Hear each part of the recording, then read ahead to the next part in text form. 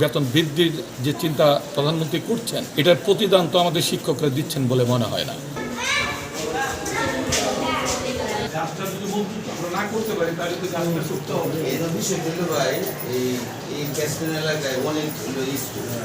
যেমন এই যে বাইরের স্কুলটা আমার পিছনে, এই বাড়ির পিছনে এই যে একটা স্কুল, আমরা হাসিয়া রেলে দেখলাম, আরও একটা মহবুর একটা ক্যাশমেন্ট এলাকা একদম ছোটো, আর একটা হলো এইদিকে একটা মাদ্রাসা আর এইদিকে একটা মাদ্রাসা। এইদিকে আর অনেক মানুষ তো আমরা যখন বাইরে থাকি, মানে বিষয় হলো আমরা কিন্তু প্রতি সপ্তাহে এই যাই, গ্রামের মানুষ যারা আছে আমরা কিন্তু যাই, সপ্তাহে যায় না গিয়ে বিষয় হলো ছাত্ররা মানে বাইরে থাকে না। বাস্তবতাটা বলি, এখানে অনেকেই বলতেছেন বাস্তবতাটা এই এলাকাতে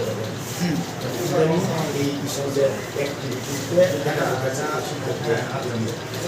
এর আগের অ্যাক্টিভিটি খুব চরম বাজে, মানে ছাত্ররা জানেন না তুমি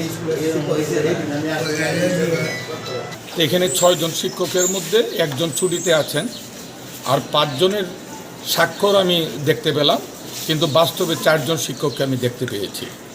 একজনের শিক্ষকের যে হেলেনা আক্তার, তার বাড়তি স্বাক্ষর দেখতে পেয়েছি, কিন্তু ওনার উপস্থিতি পাই নাই।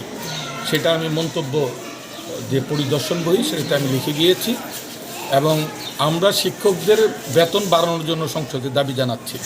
মাননীয় প্রধানমন্ত্রীও প্রাথমিক শিক্ষকদের বেতনটা বাড়িয়ে দিতে চাচ্ছেন, এই জন্য তারা যেন ছাত্রছাত্রীদের জন্য অক্লান্ত পরিশ্রম করেন, মনোযোগ দিয়ে পড়াশোনা করা। কিন্তু এর বহিঃপ্রকাশ যদি এই হয়, তাহলে বাস্তবতার চিত্র তো সেটা আমরা বেতন বৃদ্ধির যে চিন্তা প্রধানমন্ত্রী করছেন, এটার প্রতিদান তো আমাদের শিক্ষকরা দিচ্ছেন বলে মনে হয় না। এইটা আমরা শিক্ষক সমাজের কাছে আমরা প্রত্যাশা করি না। তাদের কাছে আমাদের আহ্বান থাকবে, তারা যেন নিয়মিত স্কুলে আসেন।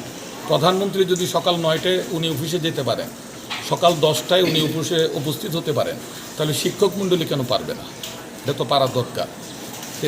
এই জিনিসটা খুব আসলে কষ্ট পেয়েছি, এটা আশা করিনি।